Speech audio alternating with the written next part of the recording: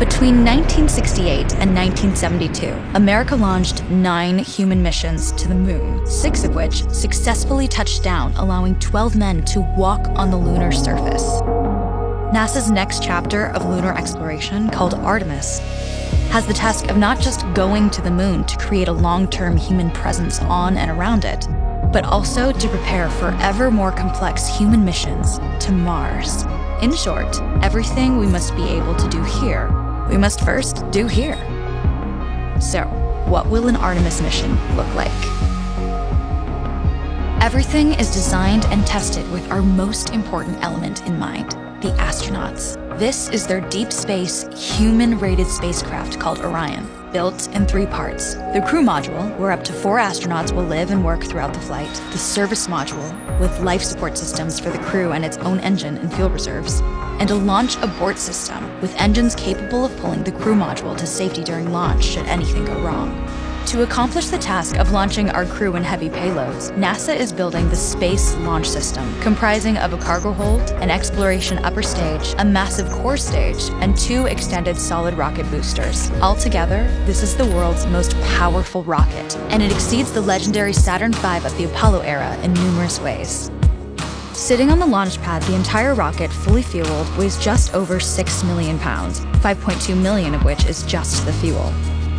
Once ignited, there is no stopping what comes next. All 4 RS-25 engines and the 2 solid rocket boosters come to life, thundering our crew upwards. 2 minutes after ignition, the solid rocket boosters are spent and released.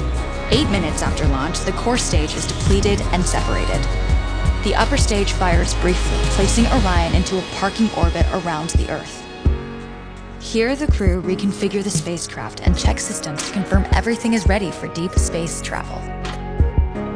With a go from mission control, the crew reignite the exploration upper stage engines to leave Earth entirely. The exact timing of this maneuver is critical to reach a speed that can escape Earth's gravitational pull, but also put Orion on a course that will intersect the moon days later. Once this burn is complete, the upper stage of the SLS is jettisoned and the crew aboard Orion coast for several days toward all that awaits them at the moon. Approaching the moon, we see the fundamental differences between Artemis and Apollo. Instead of requiring Orion to serve as an expendable lunar command module or to carry a constrained lunar lander, the Artemis missions will take advantage of a different approach: pre-staging.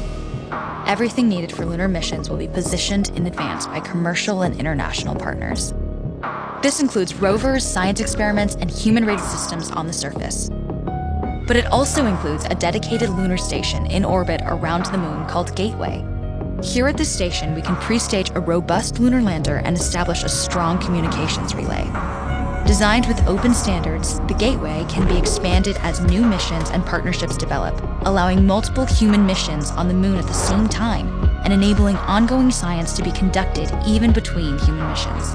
The Gateway is also capable of adjusting its orbit to allow access to every part of the moon, something the Apollo missions could not do. But the real key in this approach is placing Gateway in a unique halo orbit to perfect the maneuvers needed for Mars missions. And with the growing list of commercial and international opportunities, Gateway is the ideal hub between Earth and all that lies beyond. Returning to our crew as they approach Gateway, the Orion must match the elliptical orbit of the station in order to successfully dock. Once on board, pre-selected crew members transfer to the lunar lander, while those assigned to Gateway remain on station. The lunar lander system itself is built for 3 unique steps: descending from the halo orbit of Gateway down to a low lunar orbit, descending from low lunar orbit to the surface, and once the lunar mission is complete, launching from the surface of the moon and ascending all the way back to the orbiting Gateway.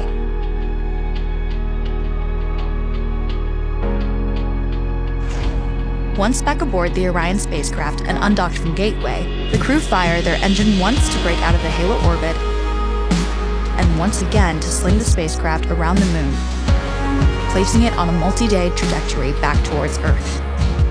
As they near the end of this journey, the service module is released, and the crew module is oriented heat shield first. Entering Earth's atmosphere at 25,000 miles per hour, the friction of air slows Orion considerably, while also subjecting it to temperatures of 5,000 degrees.